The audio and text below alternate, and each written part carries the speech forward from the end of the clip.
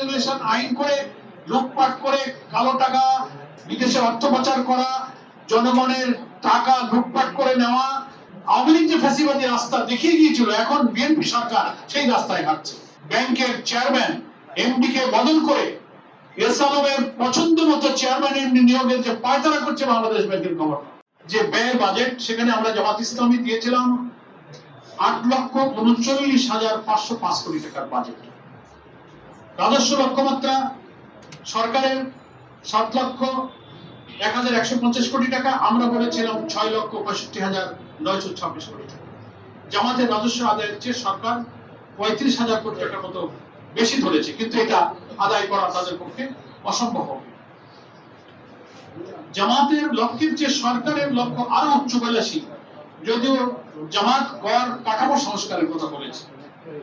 Budget ঘাটতি যে 2,36,450 কোটি টাকা, আমাদের জামাতের প্রস্তাবিত বাজেট ঘাটতি হচ্ছে 1,68,329 কোটি টাকা।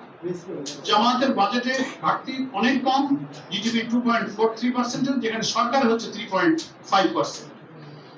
সম্মানিত সাংবাদিক বন্ধুগণ, বাজেট দর্শনের ব্যাপারে সরকারি বাজেট ও জামাতের ছায়া বাজেটের মধ্যে কেবল সংখ্যার পার্থক্য নয়, বরং অর্থনৈতিক দর্শন ও বাস্তবায়ন কৌশলে বড় ধরনের বৈপরীত্য আছে।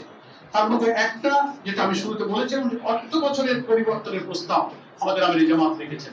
এই ফিসক্যাল ইয়ারকে জুলাই জুন অর্থ বছর যেটা ছিল, এটা পাল্টে জানুয়ারি টু ডিসেম্বর আমাদের ক্যালেন্ডার ইয়ারে চলে আসতে হবে। কর আদায় পদ্ধতি এবং করদাতাদের স্বস্তির জন্য গভর্নমেন্ট কিন্তু প্রস্তাব সেই 3,75,000 টাকার আয়কে কর সীমার মধ্যে রেখেছেন, আর আমরা জামাত ইসলামী বলেছি 4,50,000 টাকাকে আয়ের কর সীমা পর্যন্ত নেওয়া। পরবর্তী বছরে আমরা 5 লাখ টাকাকে আমরা করযোগ্য আয়ের সীমা পর্যন্ত নিয়ে যাওয়ার প্রস্তাব দিয়েছি। ব্যয়ের অগ্রাধিকার ও খাত ভিত্তিক বরাদ্দ আমরা সেখানে ডিটেইলস বলেছি। করমুক্ত আর কি, করমুক্ত আয়ের সীমা। তো আমি কথা আর বাড়াতে চাই না, সংক্ষেপে বলতে চাই যে জামাত ইসলামের ছায়া বাজেটটা মূলত একটা জনকল্যাণমুখী সংস্কারপন্থী রূপরেখা দেওয়ার চেষ্টা করেছে। সরকারের বাজেটের তুলনায় এটা কম ঘাটতি এবং কম বৈদেশিক ঋণ নির্ভর। তো এর মূল চ্যালেঞ্জগুলো মোকাবেলা করে যদি এই অধিবেশনে বাজেটের আলোচনার সুযোগ দিয়ে বিরোধী দলের যে সমস্ত বাজেটের সুযোগ থাকবে, কাটমাসন থাকবে, বাজেট আলোচনা থাকবে, বিভিন্ন প্রস্তাবনার সংশোধন গ্রহণ করে সরকার যদি সেই বাজেট প্রস্তাবনাকে সংশোধন করে এবং ব্যাংকিং সেক্টরে যে নৈরাজ্য এখনই শুরু করেছে, অনেকগুলো ব্যাংক 5টা ব্যাংকে মার্জ করে দিয়েছে, ব্যাংক রেগুলেশন আইন করে লুটপাট করে কালো টাকা বিদেশে অর্থ পাচার করা, জনগণের টাকা লুটপাট করে নেওয়া, জোর করে সরকারের গোয়েন্দা সংস্থাকে কাজে লাগিয়ে কিছু লোকের হাতে হাজার হাজার কোটি টাকা, লক্ষ কোটি টাকা তারা দিয়ে আওয়ামী লীগ যে ফ্যাসিবাদী রাস্তা দেখিয়ে গিয়েছিল, এখন বিএনপি সরকার সেই রাস্তায় হাঁটছে। ঠিক আছে, এস আলম সাহেব লুটপাট করে গিয়েছে, তো এখন আমরাও এখন এস আলমের ঘাড়ে ভর করে তার এই ইসলামী ব্যাংকটা প্রায় 80% শেয়ার বোধহয় সে জোরদাবন তার দখলে রাখছে।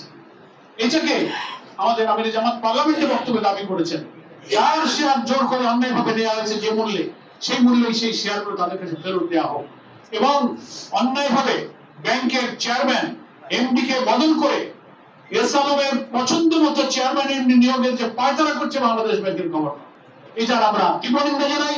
এবং এই ব্যাংক কাঠামো, এই নৈরাজ্যপূর্ণ অবস্থায় যদি এই বাজেট পাস হয়, তাহলে বাংলাদেশের শুধু ব্যাংক নয়, গোটা অর্থনীতি, আমাদের আমির জামাতের ভাষায় বলবো, পার্লামেন্টে বলেছেন, মাটির সাথে দেশের অর্থনীতি মিশে যাবে, বেকারত্ব দূর হবে না, কর্মসংস্থান হবে না, আমরা একটা কঠিন সংকটে পড়বো। সেই জন্য সাংবাদিক বন্ধুগণ, দেশবাসীর কাছে বলবো, আসুন এই লুটপাটের বাজেট, যা গণবান্ধব নয়, উন্নয়ন বান্ধব নয়, বরং গণবিরোধী, তার বিরুদ্ধে আমরা সোচ্চার হই এবং সরকারের কাছে দাবি জানাই যে কালো টাকাকে সাদা করার সুযোগ এবারও রাখা হয়েছে।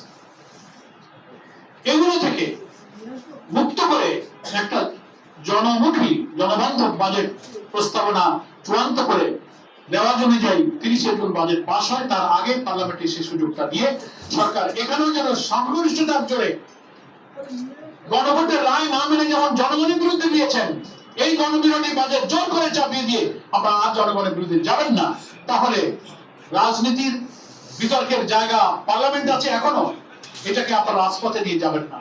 সরকারের কাছে সেই আহ্বান জানিয়ে বাংলাদেশ জামাত ইসলামীর সম্মানিত আমির বিরোধী দলীয় নেতা ডক্টর শফিকুর রহমানের পক্ষ থেকে আপনাদের এবং দেশবাসীকে আন্তরিক ধন্যবাদ জানিয়ে জামাত ইসলামীর অফিসিয়াল বাজেট প্রতিক্রিয়া আমি সংক্ষেপে শেষ করলাম।